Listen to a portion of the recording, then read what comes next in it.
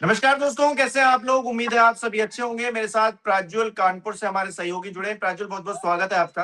प्राज्वल, कानपुर में क्या असर देखने को मिल रहा है। लखनऊ में जिस तरह से अग्निकांड हुआ, 15 बच्चे जो है उसमें जलकर जो है उनकी मृत्यु हो गई, उसके बाद जिस तरह का एक्शन केडीए की तरफ से लिया जा रहा है, बताया जा रहा है कि सतीश महाना के जो भाई हैं बिट्टू महाना, उनकी बिल्डिंग पर भी एक्शन हुआ है। क्या है पूरा मामला।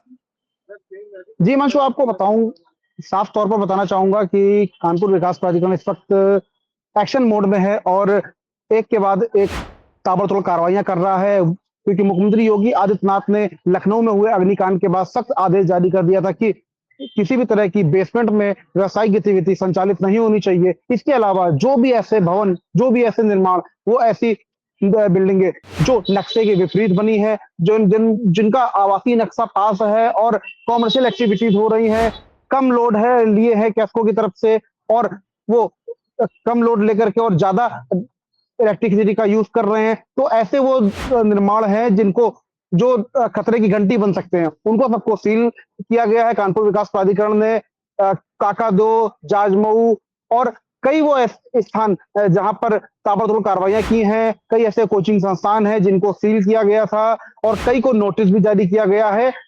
आज एक प्रकरण निकलकर सामने ये आया कि कानपुर विकास प्राधिकरण ने एक बिल्डिंग थी जो कि विधानसभा अध्यक्ष सतीश महाना के जो भाई है बिट्टू महाना, उनकी थी। उसमें बेसमेंट में रेस्टोरेंट संचालित हो रहा था, उसको जाकर के सील कर दिया था। बिट्टू महाना का साफ तौर पर कहना था कि किसी भी तरह की कोई मुझे नोटिस नहीं दी गई थी।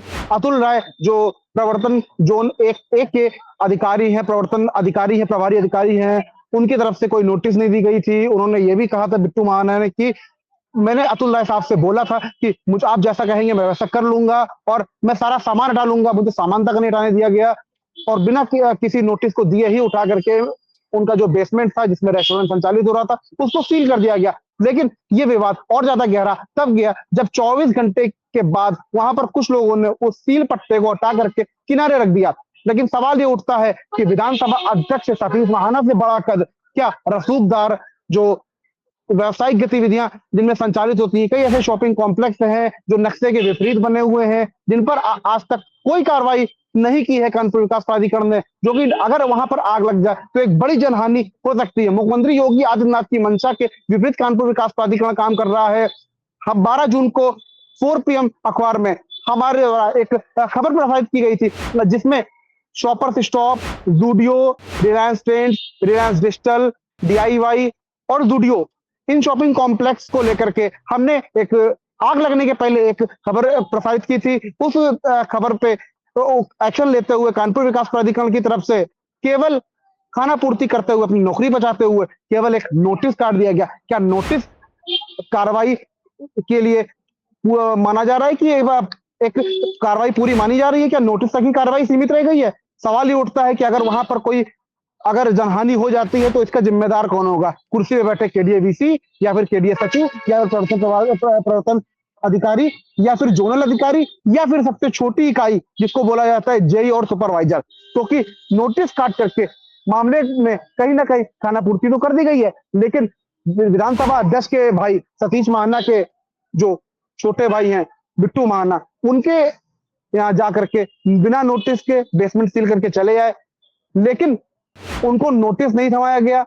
जिसको नोटिस दी गई, जूडियो और शॉपर्स स्टॉप, इनको सबको नोटिस जारी हुई, लेकिन नोटिस के 10 दिन बाद बीतने के बाद भी अभी तक कोई कार्रवाई नहीं की गई है। यहाँ पर एक जेई है संतोष गौंड, जिनका साफ तौर पर कहना है कि हम नोटिस काट देंगे, चमन करा लेंगे। सवाल ये उठता है कि कानपुर विकास प्राधिकरण का लाखों लोगों की जान का सौदा क्या पैसे लेकर के, क्या शमन करा करके कर लेगा? सवाल यही उठता है, क्योंकि मुख्यमंत्री योगी आदित्यनाथ की मंशा है लोगों की जनहानि को रोकना, दुर्घटनाओं को रोकना, क्योंकि सरकार की कहीं ना कहीं इसमें तू होती है, सरकार को लेकर के सवाल खड़े होते हैं, लेकिन अधिकारी केवल अपनी जेब भरने में लगे हैं, क्योंकि रसूखदारों पर कार्रवाई करने की हिम्मत नहीं जुटा पाते हैं। बिट्टू महाना की बिल्डिंग सील करके आए कानपुर विकास प्राधिकरण के जो सचिव हैं अभय पांडे, उनका कहना है कि केवल नोटिस दी गई है। सवाल ये उठता है कि जब विजुअल में आप देखेंगे कि किस तरह से बिल्डिंग को सील किया जा रहा है, बेसमेंट को सील किया जा रहा है, बिट्टू महाना स्वयं कह रहे हैं कि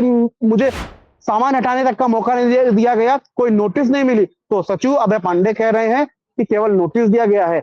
रसूखदारों के खिलाफ जब कार्रवाई करने की बात आती है तो कहीं ना कहीं प्रशासन बैकफुट पे जाता है। यदि प्रशासन पूरी तरह से बैकफुट पे आ गया है, कानपुर विकास प्राधिकरण के जिम्मेदार अधिकारी हिम्मत नहीं कर पा रहे हैं उन चंद गलियां जो कानपुर की चमनगंज, बेकनगंज और वो तमाम वो सकरी गलियां जहां पर अग्निशमन विभाग की गाड़ियां नहीं पहुंच सकती हैं।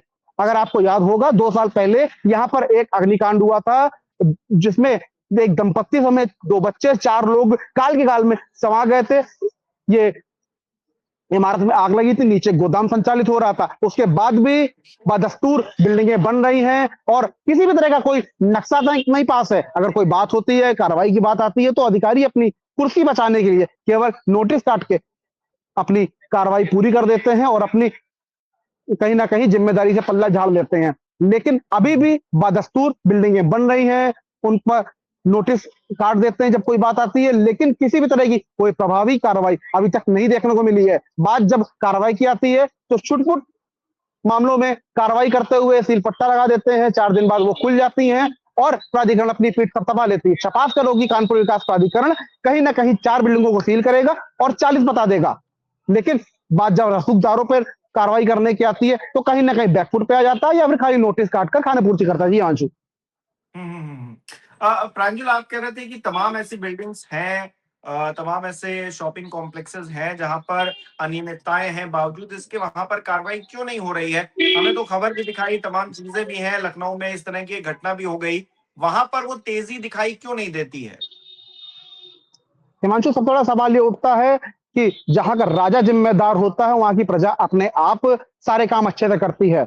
यहाँ के जो कानपुर विकास प्राधिकरण के जो सचिव हैं और जो वीसी हैं, दोनों का सख्त आदेश है किसी भी तरह की कोई हीला वाली बर्दाश्त नहीं की जाएगी।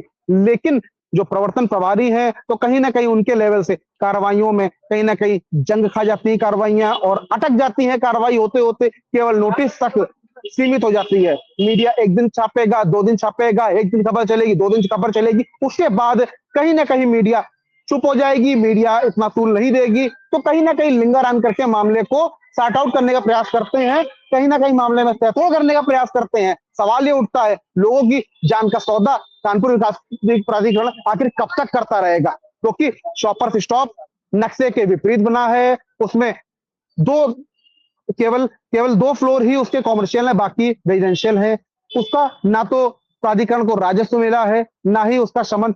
सबसे बड़ी सवाल ये उठता है कि ये तो शपथ पत्र देता है निर्माण करता है कि जो भी असेंबली भाग है उसको मैं तोड़ लूंगा, लेकिन अभी तक असेंबली भाग को तोड़ा नहीं गया है।